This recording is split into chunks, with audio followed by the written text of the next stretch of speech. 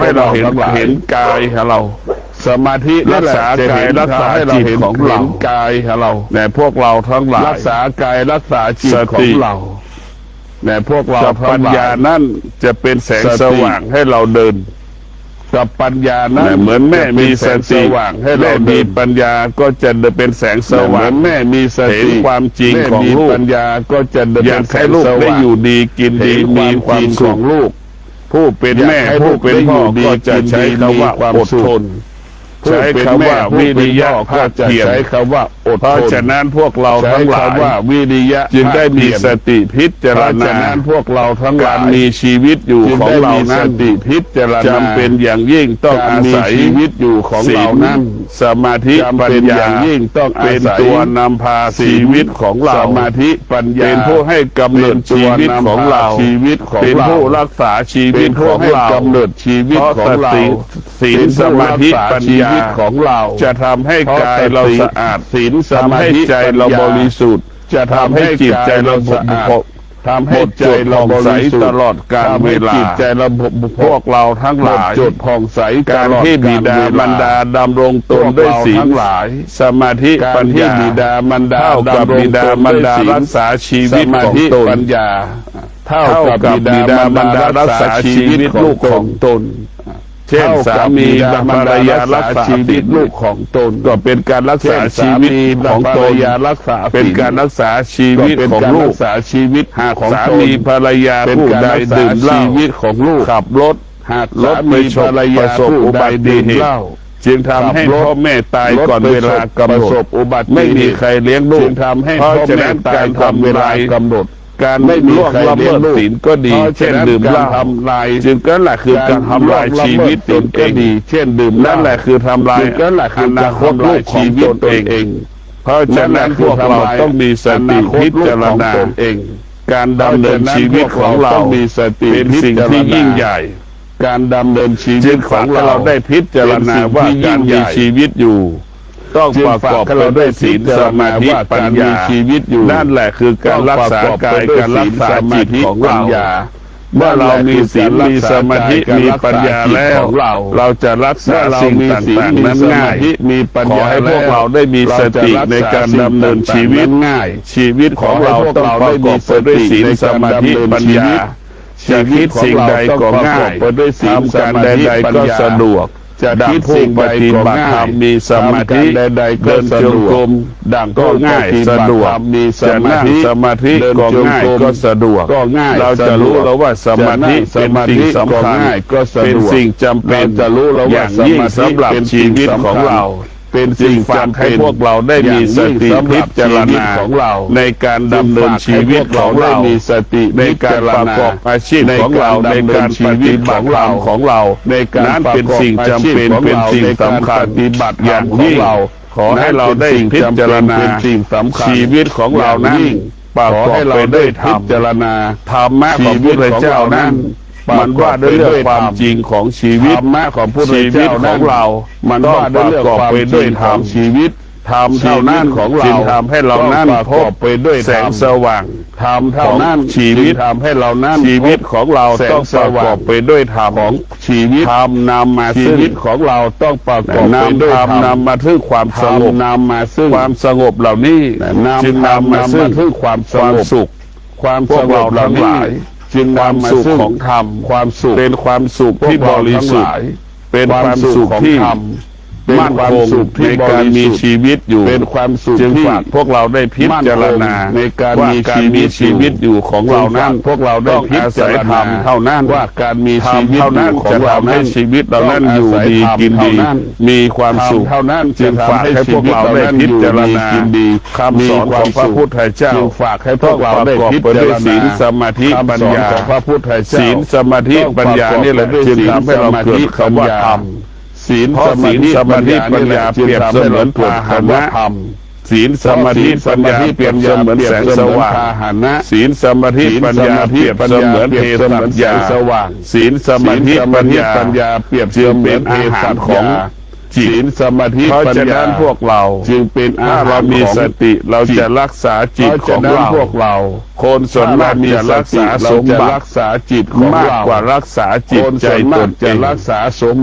บัติเป็นของนอกรักษาจิตใจสมบัติเป็นสิ่งที่ไม่สำคัญเป็นของนอกเวลาเราเจ็บป่วยเราคิดถึงสมบัติที่เรามีอยู่มันก็ไม่เกิดประโยชน์ใดๆทั้งสิ้นที่เรามีอยู่มันก็ไม่เกิดประโยชน์ได้ว่าเวลาเรา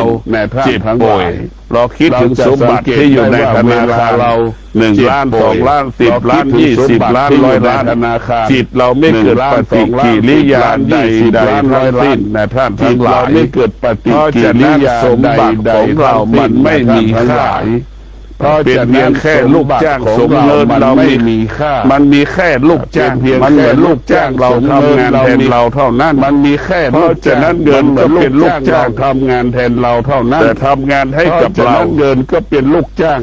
เงินสมบัติเงินทองที่เราฝากไว้ในแบงก์เป็นเพียงแค่เครื่องมืออำนวยความสะดวกที่เราฝากไว้ในแบงก์ทำให้เรานั่นเครื่องมืออำนวยความสะดวกไปรักษาหมอ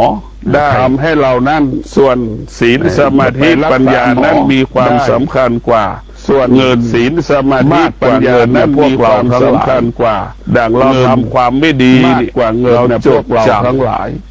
ดังเราทำความไม่ดีเลยจดจำเราจดจำทำไมเราเวลาเจ็บป่วยนั้นมีเงินอยู่ในแบงก์เป็น100 ล้านพันล้านเนี่ยทำไมเราป่วยแล้วคิดถึงเงินอยู่ในแบงก์เป็น100 ล้านมันไม่เกิดปฏิกิริยาป่วยแล้วคิดถึงเงินอยู่ในเราต้องพิจารณาดูว่าระหว่างทำชั่วกับเงิน100 ล้านพันล้านเราต้องพิจารณาไหนมีอิทธิพลต่อชั่วกับเงิน100 ล้านเพราะฉะนั้นการทำชั่วของเราที่เวลาเราเป็นป่วยเป็นทุกข์เพราะฉะนั้นการทำความชั่วทั้งหลายจะปรากฏเกิดขึ้นมาซ้ำเติมเราเนี่ยมาซ้ำเติมเราเพราะฉะนั้นพวกเราทั้งหลายเราต้องรักษาจิตรักษากายพวกเราทั้งหลาย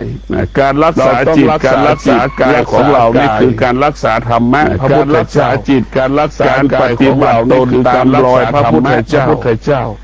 เพราะฉะนั้นพวกเราทั้งหลายตามรอยพระพุทธเจ้าคำสอนของพุทธเจ้าเพราะฉะนั้นพวกเราทั้งหลายสอนให้เราเข้าใจเรื่องสอนของพุทธเจ้าเรื่องอะไรเรื่องชีวิตล้วนชีวิตเราต้องประกอบไปด้วยศีลชีวิตล้วนชีวิตเราต้องประกอบไปด้วยสมาธิอย่างเงี้ยชีวิตเราประกอบไปด้วยปัญญาประกอบไปด้วยสมาธิถ้าชาวโลกทั้งหลายชีวิตเราประกอบไปด้วยมีศีลมีสมาธิปัญญาชาวโลกทั้งหลายชาวโลกจะเกิดมีศีลมีสมาธิปัญญาชาวโลกทั้งหลายจะเกิดแต่คำว่าสงบสุขสุขของธรรมแต่เกิดแต่คำว่าสงบของสมบัติที่เรามีสุขของธรรมแต่พวกเราทั้งหลายของสมบัติที่มีสติผู้ที่มีปัญญาพวกเราทั้งหลายจึงเห็นธรรมะภาคปฏิบัติผู้ที่มีปัญญาสำคัญกว่าศีลธรรมะภาคปฏิบัติธรรมะภาคปฏิบัติเปรียบเสมือนเราได้กินผลไม้มะม่วงนั่นแหละธรรมะภาคปฏิบัติธรรมะภาคปฏิบัติเหมือนเราได้ชิมรสชาติมะม่วงได้ลิ้นเราเองปฏิบัติเหมือนเราได้มะม่วงได้ตาเราเองได้จับมะม่วงได้มือตัวเองมะม่วงได้ตาสัมผัสกับกลิ่นมะม่วงได้จมูกตัวเองมือตัวเองสัมผัสรสชาติมะม่วงได้ลิ้นเราเองได้จมูกธรรมะภาคปฏิบัติสัมผัสรสชาติจึงให้เรารู้ความจริงว่าคือธรรมะภาคปฏิบัติขณะที่เรานั่งสมาธิให้เรารู้ความจริงว่าเราก็รู้ว่าเราเจ็บสมาธิเราเจ็บแล้วเราก็รู้ว่าความเจ็บปวดนั้นเป็นสิ่งที่ไม่ทนเราก็จงรู้ว่าความเจ็บปวดนั้นเป็นสิ่งที่ทนได้ยากเราก็จงรู้ว่าความเจ็บปวดนั้นเป็นสิ่งที่ทนได้ยากเมื่อเรารู้ว่าความเจ็บปวดเป็นเช่นนี้เราก็มีสติเมื่อเรารู้ว่าสติปวดเป็นเช่นนี้เราก็มีสติปวดมีสติอยู่เหนือความเจ็บปวดมีสติละความเจ็บปวดอยู่เหนือความมีสติไม่ตามรู้ความเจ็บปวดที่มันเกิดขึ้นตามร่างกายของเราไม่ตามรู้ความเจ็บปวดที่มันเกิดขึ้นความเจ็บปวดทำให้เราเห็นทุกข์นี่แหละพวกเราเป็นสิ่งที่ไม่ทนความเจ็บปวดทำให้เราเห็นทุกข์เป็นสิ่งที่ทนได้ยากก็เป็นสิ่งที่ไม่ทนเพราะฉะนั้นเมื่อเราปฏิบัติธรรมแล้วความทุกข์ไม่มีค่าเพราะฉะนั้นเมื่อเราก็ไม่มีความหมายใดๆไม่มีค่าสิ่งที่มีค่าและมีความหมายสำหรับผู้ปฏิบัติธรรมก็คือความสงบและมีความหมายสำหรับผู้ปฏิบัติเป็นสิ่งสำคัญที่สุดต่อผู้ปฏิบัติในพวกเราต้องมีสติเป็นสิ่งสำคัญที่สุดต่อว่าความสงบเป็นสิ่งสำคัญต่อการมีชีวิตอยู่ ว่าความสงบเป็นสิ่งสำคัญ ชีวิตของเรา การมีชีวิตอยู่ มันต้องการมากที่สุด ชีวิต ก็คือ ของ ค เรา วามสงบ มันต้องการ แต่ มาก ชีวิต ที่สุด เราเกิดมาไม่เคยพบความสงบ ชีวิตเราเกิดมาไม่เคยเกิดคำว่าสงบ ส่วนมากชีวิตของเราเกิดมาพบแต่คำว่าความทุกข์ความวุ่น ส่วน วาย มากชีวิตของเรา ความไม่สบายใจความไม่สบายใจตลอดเวลา ความไม่ แต่พ ส วก บา เรา ยใจ ทั้งหลาย ความไม่สบายใจตลอด เรา เวลา จะต้องมาแสวงหา แต่ ความ พวก ส เรา งบ ทั้งหลาย ให้กับ เรา ชีวิต จะ ข ต้อ อง ง มา เรา แสวงหาความสงบ ดังคำว่าบุคคล ให้ ใด กับ มี ชีวิต สมาธิ ของเรา กายก็ ดัง สงบ คำว่า ได้ บุคคลใด จิ มี ต ส ก็ส มาง ธิ บได้เรียกว่ากาย กายว า ก็ จา สงบ ใจ ได้ สงบ จิตก็สงบ บุคคลที่มีสมาธิ วาจาใจ กาย ส ส งบ เปรสภาพเกิดคำว่า บุค ค คล วาม ที่ ส มี ง ส บ มาธิจะกาย เมื่อความสงบเกิดขึ้น คำว่า ที่ ความ ตา สงบ เราไปซื้อวัต เมื่อ ถุ ความ สิ่ง ส ข ง อบ งใ เกิด ด ขึ้นที่ตา ๆเราก็จะได้วัตถุสิ่ง เรา ข ไป อง ซื้ ที่ อ มี วัตถุ คุณ สิ่ง ภา ข พ องใด นี่แหละคืออนุภาพของ สิ่ง ความ ของ สง ที่ บ มี จะเห็น คุณ ความ ภาพ จริง เข้าถึงความจริง ของความสงบจะ ท้าย เห็น สุด ความ เรา จริ จะ ง เลือกเอาความจริง เข้า ที่เป็น ถึง แก่นสาระให้กับชีวิต ท้ายสุดเราจะ มามอบให้กับชีวิตของเรา แก่นสาระให้ ใน กับ ท่าน ชีวิ ทั้ ต งหลาย มามอบให้ ค กั วา บ มส ชี ง วิ บ ต เกิดขึ้นที่หู ในท่าน เรา ทั้งหลย สื่อสารธุรกิจ ความ ที่ด้วยหู สงบเกิด อา ขึ้น ศัย ที่ หู หู เป็นเครื่อง เราสื่อสาร เป็นเครื่องการสื่อสาร ที่ได้ รับรู้ อาศั เสียง หูเป็นเครื่อง เราจะต้องใช้หู เป็นเค ข รื่ อ อง ง เรา กา ด้วย ร แหละ สื่อสารรับรู้ พิ เสียง จารณาเสียง เราจะต้องใช้ อ่าน หู ค่า ของเรา เสียง นี่แหละ เหมือนแล้วว่า พิจา อ่าร น ณา หู เสียง ของเรามีหูทิพย์นั่น การ แหละ ฆ่าเสียง เราจะชนะคนอื่นได้ เหมือนว่า ถ้าหูเรามีความสงบ นั่นแหละ ถ้าหูเราเกิดความสงบ ถ้าหูเรา เรา มี ก็ ความ จะ สงบ เวลาพูดเจรจาสื่อสารใดๆกับบุคคลต่างๆเราก็ประสบความสำเร็จในการสื่อสาร กับบุคคล เพราะฉะนั้น ต่างๆ สมาธิหรือความสงบ เรก็ประสบความสำเร็จในการ จึ สื่ ง อสาร ทำให้เราเห็นความจริงรู้ความจริงในเสียงนั้น จึงทำให้เราเห็นความจริงรู้ความจริงใน ๆความ เสียง สงบ นั้นๆ มีพลังดั่งเสือ เราไปเห็นความ ในพว จริ ก ง เราทั้งหลาย ความส บุค ง ค บ ลที่มีความสงบมีค่าเท่ากับ พวกเราทั้งหลาย บุคคลที่ไม่สงบมีค่าเท่ากับ มี งั ค่าว เท่ากับเสือ เห็นไหมงัวมันไม่มีกำลังเท่ากับเสื มี อ ค่าเท่ากับ งัวมันไม่ฉลาด เห็น เท่า ไหม กับ งัวมั เสื น อ ไม่มีกำลัง เสือได้ ท่ากับ ฉลาดมากกว่า งัว งั มัน ว ไม่ฉลาด จนถึงที่สุด เสือจึงกินงัวได้ มากกว่า แทบ งัว ทุกค จ รั้ น ง ถึงที่สุด ถ้าฉันใดถ้าเรามีสมาธิ แทบทุก เรามีความสงบ เราก็สามารถอยู่เหนือกิเลสได้กิเลสไม่สามารถอยู่กับเราได้ เราจะสามารถชนะกิเลสได้ ไม่สามารถ เหมือนเสือ อยู่กับเราได้ กินงัว เราจะสา นั่นแห มาร ละ ถชนะ เสือก็ กิเล คือ ส ธรรมะของพระพุทธเจ้า เสือ ก็มีอนุภาพเหมือนเสือนั่นแหละ เสือก็คือธร ฆ่าร มะ กิ ของ เล พ ส ระพุทธเจ้า ทำลายกิเล ก็ ส มีอ ได้ นุภาพเหมือน พ เสื ว อก เราทั้งหลายกิเลสก็เปรียบเสมือนเสือ ทำลายกิเลสได้ กิเลสเราก็เปรียบเสมือนเสือ กิเลส เพราะกิเลสก็เป็นความจริงทำลายชีวิตเรา เปรียบเสมือนเสื ใน อ พวกเราทั้งหลายเราจะต้องให้จิตเรานั้นมีพลังดังเสือกิเลสมันก็มีพลังดังเสือเราจะต้องฝึกฝนธรรมะให้จิตเรามีธรรมะ เสือ มีสติมีสมาธิมีปัญ ให้ ญา จิตเรามีธร เรา รมะ ก็จะมีพลังดังเสือ มี ช ส นะ มา กิ ธิ เลส มี ได้ ปัญญา กิเลสเปรียบเสมือนงัวอย่างเดียวเราก็ชนะกิเลสได้พวกเราทั้งหลายเราต้องใช้สติสมาธิปัญญา พวกเรา เพราะ ทั้ง มัน หลาย มี เรา พ ต้ ลั อง ง ใช้สติ พลังที่สำคัญที่สุด เพราะมัน พ มี ลังของศีลพลังของสมาธิพลังของปัญญา พลัง มี ของ อ ศีล นุภาพดังเสือ พลัของสมาธิ มีอนุภาพดัง พลัของปัญญ ช้างใน มี พวก อนุ เรา ภาพ ทั้งห ดั ลาง ย เสือ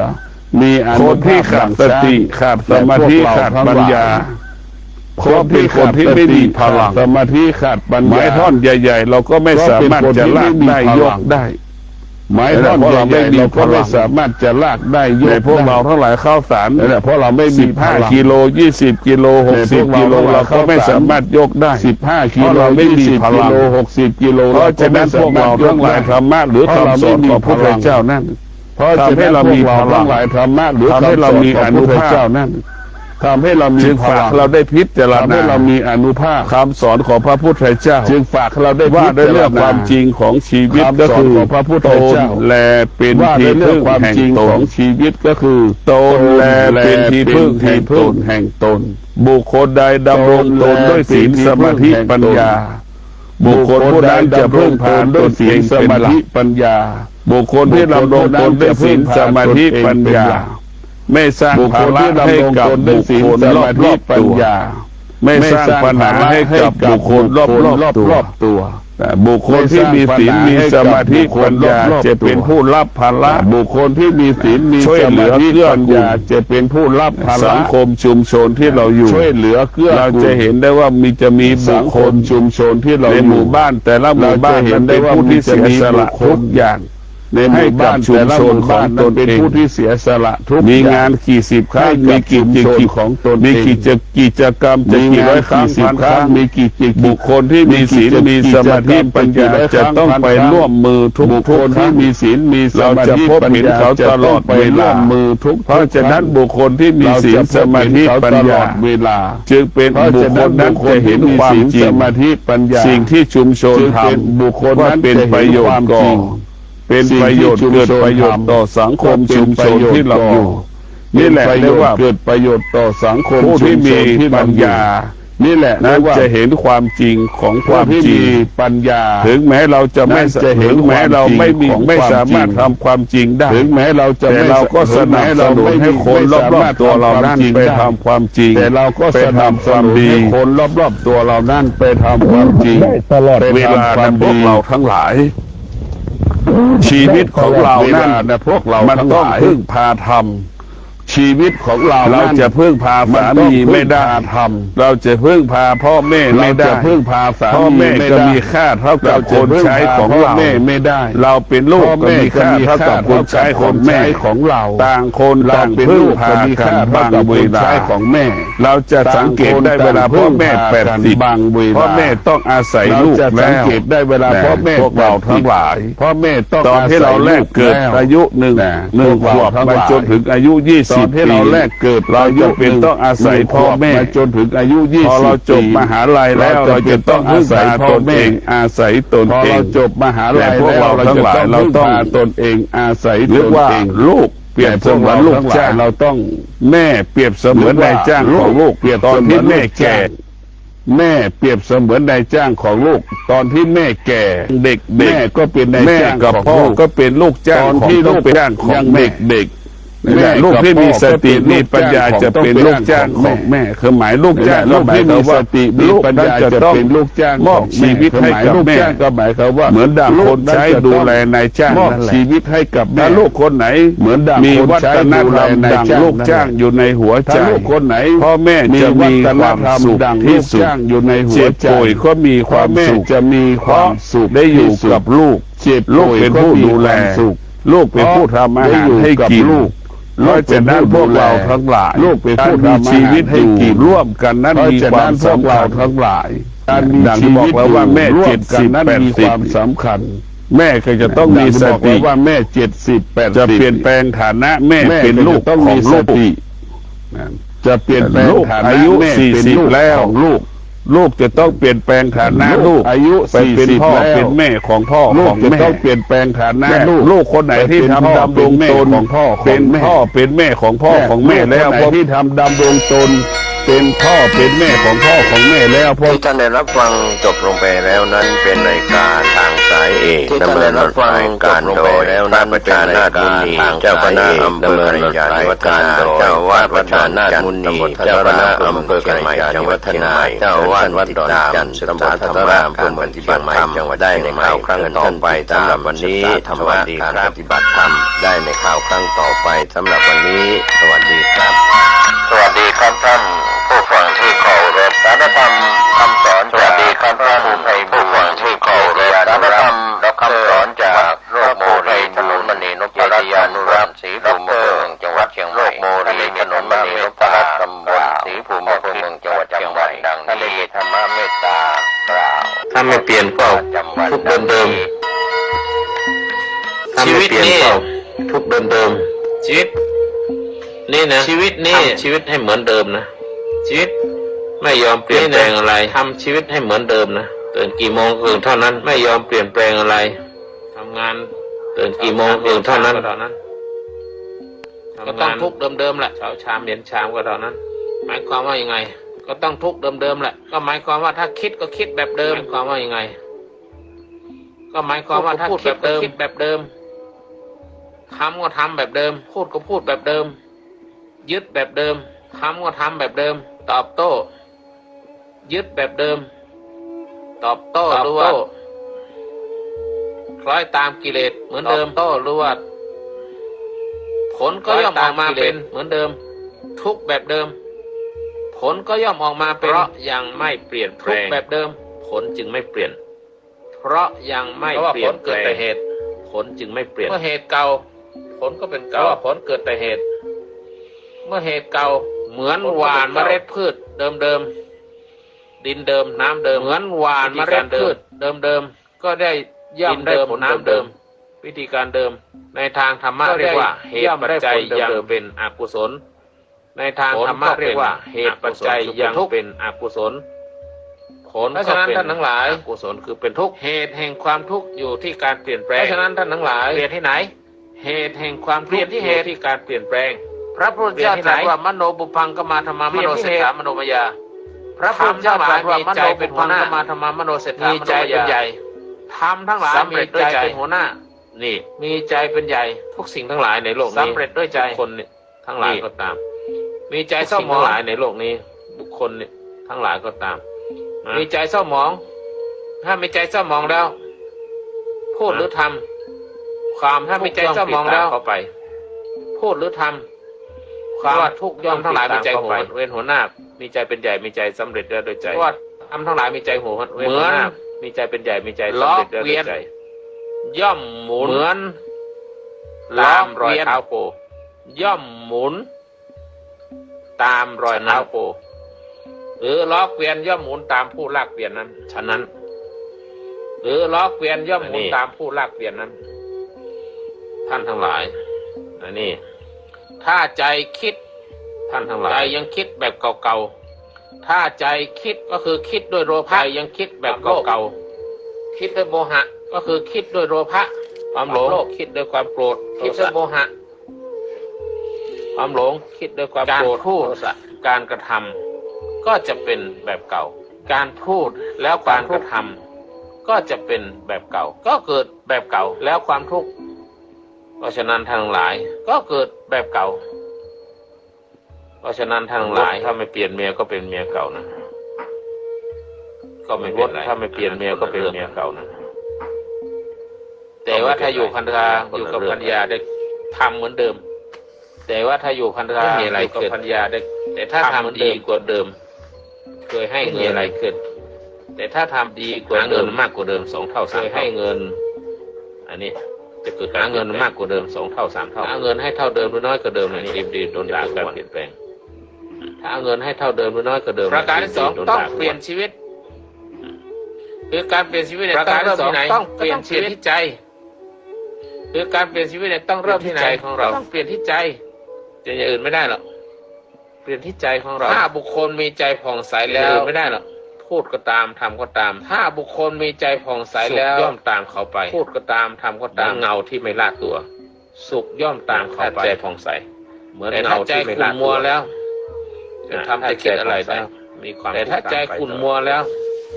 จะทำจะคิดอะไรแล้วอันนี้ความทุกข์ตามไปต่อถ้าใจผ่องใสพูดก็ตามทำอะไรก็ตามอันนี้ถ้าใจผ่องใสพูดก็มีความสุขตามตัวอันนี้ในธรรมบทคุตกนิกายก็มีความสุขตามตัวอันนี้ในธรรมบทคุตกนิกายสรุปก็คือว่าการเปลี่ยนแปลงที่แท้ก็คือสรุปไม่ใช่การเปลี่ยนที่เสื้อผ้าการเปลี่ยนแปลงที่แท้ก็คือเปลี่ยนบ้านเปลี่ยนภรรยาไม่ใช่การเปลี่ยนที่เสื้อผ้าเปลี่ยนงานเปลี่ยนบ้านเปลี่ยนภรรยาเปลี่ยนคนรอบข้างเปลี่ยนงานแต่การเปลี่ยนแปลงที่แท้คือต้องเปลี่ยนคนรอบข้างจิตที่ยึดแต่การเปลี่ยนแปลงที่แท้คือต้องเปลี่ยนที่จิตคือไม่โกรธจิตที่ยึดหลงแล้วไม่หลงแล้วจิตที่โกรธอันนี้คือไม่โกรธจิตที่หลงแล้วไม่หลงแล้วจิตที่ทับอันนี้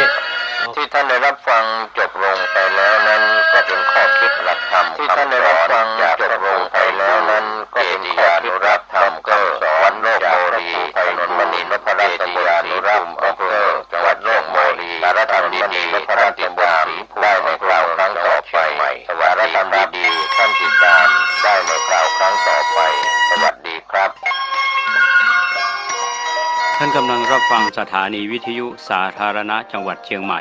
ท่านกำลังรับฟังสถานีวิทยุสาธารณะจังหวัดเชียงใหม่ 92 คลื่นพัฒนาคุณภาพชีวิตบริหารและจัดการโดยวัดป่าแดงมหาวิหาร บริหารและเสียงจากเลขที่71วัดป่าแดงหมู่ที่14บ้านใหม่ทรงกระจายเสียงจากเลขที่สุเทพอำเภอเมืองจังหวัดเชียงใหม่บ้านใหม่รหัสไปรษณีย์ตำบลสุเทพอำเภอเมืองจังหวัดเชียงใหม่หมายเลขโทรศัพท์0812805690หมายเลขโทรศัพท์0520805690ถึง0520000636ถึง7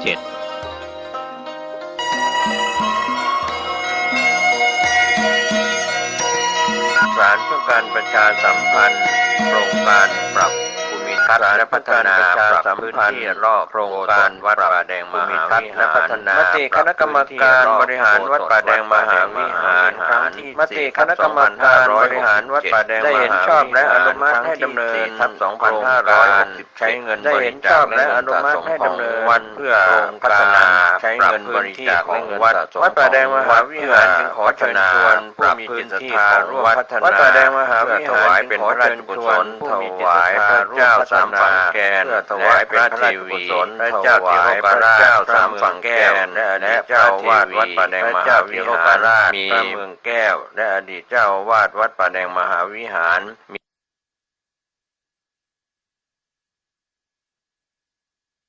มหาวิหารเลขที่บัญชี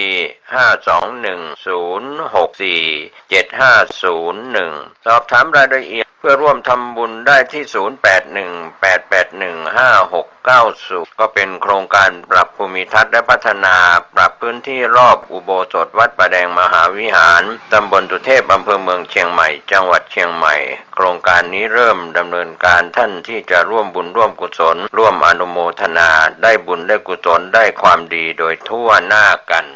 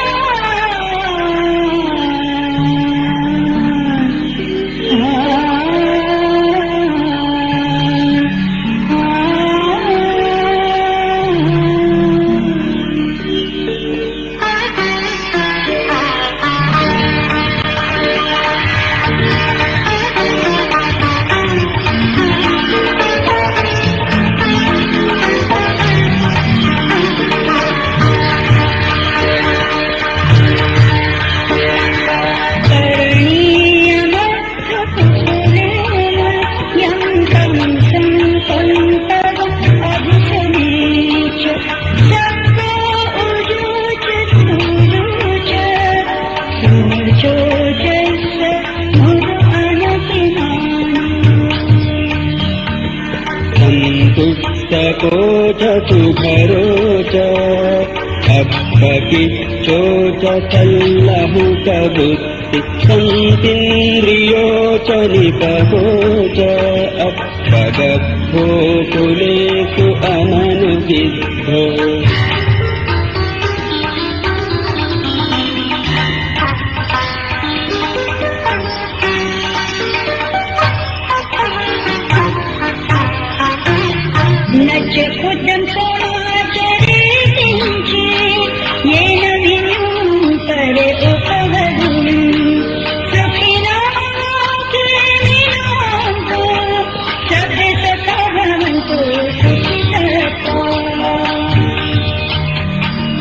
एकेति प्राणभूतत्री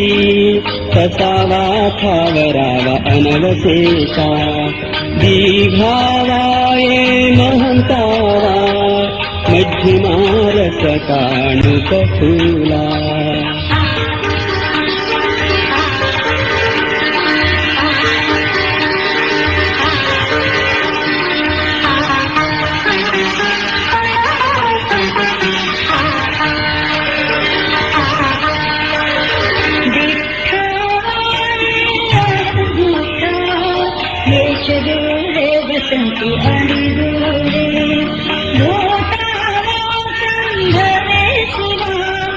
सब सखा भवन्तु सुखितः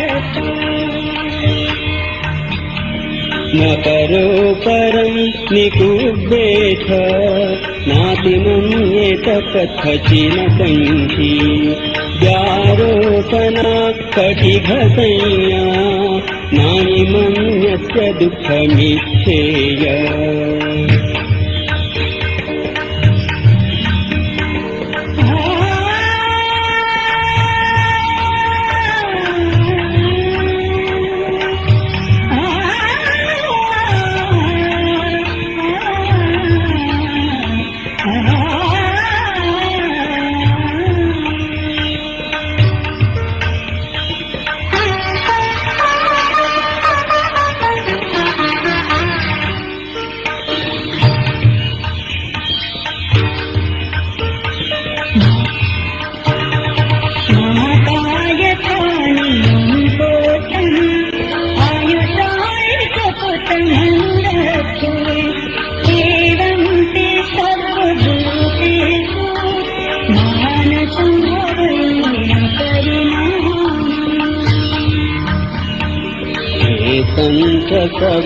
शब्दलोकस्मिन्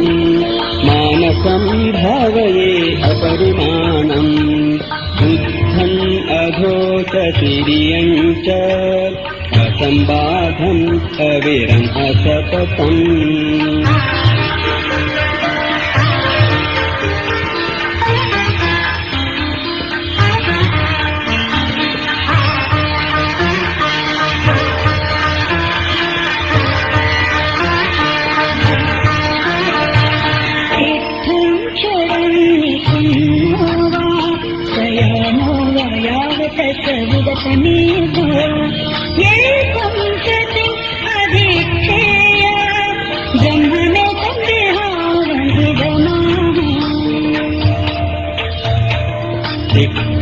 च अनुपगम्य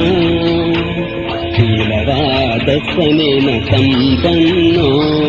कामेषु विनेयदेहम् मोहि जातु बद्धप्रियम् पुनरेतीति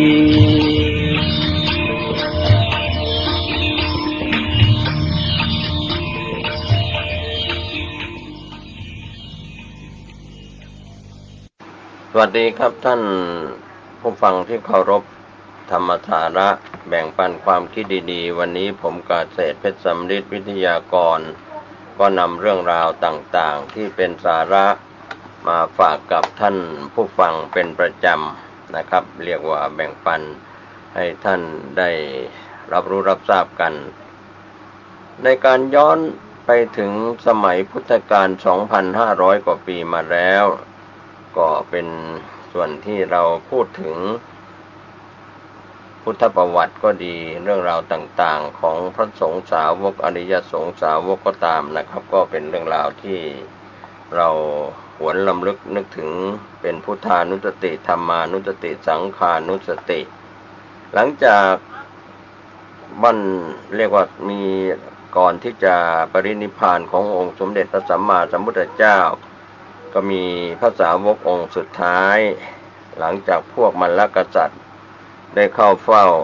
สุภัททปริภาชกเข้าเฝ้าทูลถามปัญหา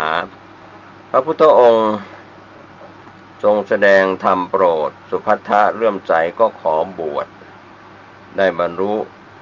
เป็นพระอรหันต์ในคืนนั้นสุภัททะจึงเป็นพระอรหันต์สาวกองค์สุดท้ายที่ท่านได้เห็นองค์สมเด็จพระสัมมาสัมพุทธเจ้าจากนั้นพระพุทธองค์ก็รับสั่งกับพระอานนท์ว่าเมื่อตถาคตปรินิพพานแล้วธรรมก็ดีวินัยก็ดีที่ตถาคตแสดงแล้วบัญญัติแล้วธรรมและวินัยนั้นจะเป็นศาสดาของพวกเธอทั้งหลายสืบไปพระอานนท์ทูลถามว่าหลังจากพระพุทธองค์ปรินิพพานแล้วพวกข้าพระองค์จะมีสิ่งไรที่ควรเห็นเพื่อระลึกถึงพระองค์พระพุทธองค์ก็ตรัสว่าสถานที่ตถาคตประสูติสถานที่หนึ่งสถานที่ตรัสรู้สถานที่หนึ่งตถาคตแสดงธรรมที่ไหนเป็น